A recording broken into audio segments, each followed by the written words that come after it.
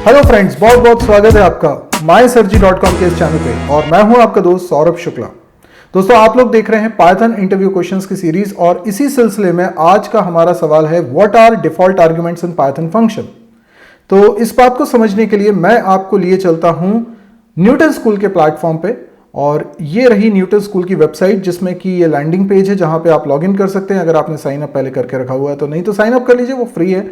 आप profile page पर पहुंचते हैं लॉगिन करने के बाद, जहां पे ट्रैक्स का एक ऑप्शन दिखाई देता है जिसमें आपको ये पाइथन का इंटरव्यू क्वेश्चंस का सीरीज का पूरा कोर्स मिलता है, जहां पर आप ये वीडियोस देख सकते हैं। कुछ वीडियोस में आपको दिखेंगे असाइनमेंट्स, तो आप उनको भी एंजॉय कर सकते हैं।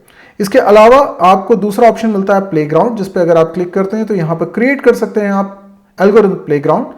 और जैसे मैंने क्रिएट करके रखा हुआ पाइथन इंटरव्यू क्वेश्चंस का, यहां पर ओपन कर दूंगा ओपन एडिटर, तो यहां पर आप देख सकते हैं कि हम लिख सकते हैं कोडिंग। ये ऑनलाइन एडिटर है, यहां पर आप पाइथन ही नहीं बहुत सारी प्रोग्रामिंग लैंग्वेजेस में कोडिंग कर सकते हैं और यहीं पर इसका आउटपुट आपको दिखाई दे जाएगा। तो यहां पर आज हम लोगों को समझना है पाइथन फंक्शन में डिफॉल्ट आर्ग्यूमेंट का कॉन्सेप्ट क्या है।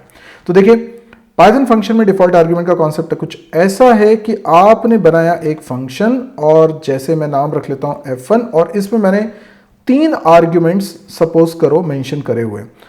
f1 क्यों, मैं इसका नाम रख लेता हूं ऐड।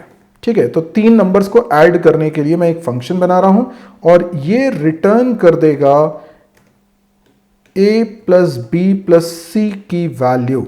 तो बहुत सिंपल है। अब मैं इस फंक्शन को कॉल कर रहा हूं ऐड और मैंने इसमें पास कर दिए 1 2 3 3 वैल्यूज। तो मैं उम्मीद करता हूं कि यह रिटर्न करके मुझे दे देगा सम, जो कि मैं स्टोर कर लूंगा s नाम के वेरिएबल में और इसकी वैल्यू को फिर मैं प्रिंट करा दूंगा, प्रिंट सम इज और s की वैल्यू।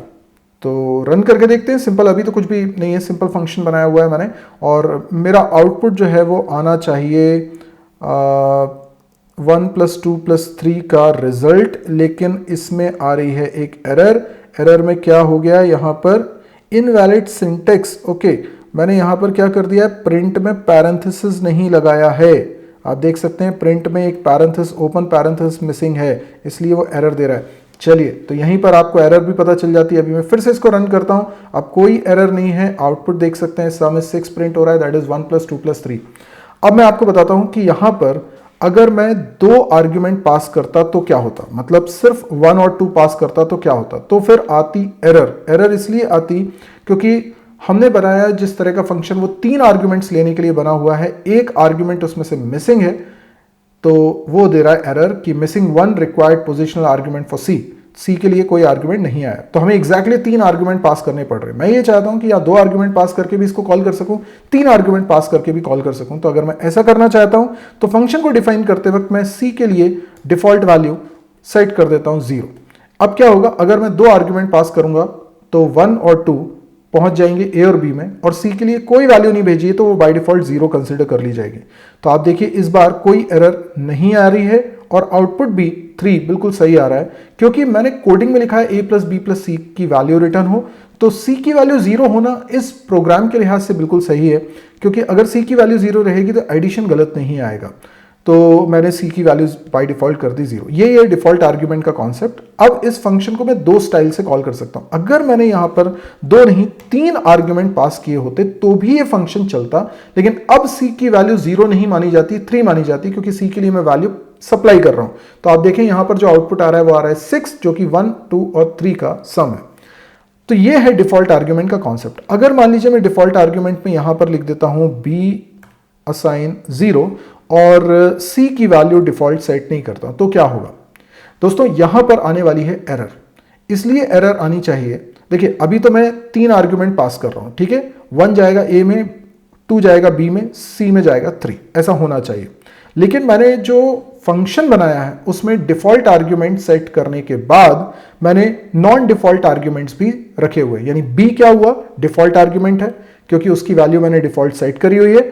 सी के लिए मैंने डिफॉल्ट वैल्यू सेट नहीं करी, तो उसको मैं बोल रहा हूं नॉन डिफॉल्ट आर्ग्यूमेंट्स। तो रूल ये है कि डिफॉल्ट आर्ग्यूमेंट आ जाने के बाद नॉन डिफॉल्ट आर्ग्यूमेंट नहीं आ सकता। तो मैं इसको रन कर रहा हूं, देखें एरर आनी चाहिए। एरर सिंटेक्स एरर है कि non default argument follows default argument which is invalid.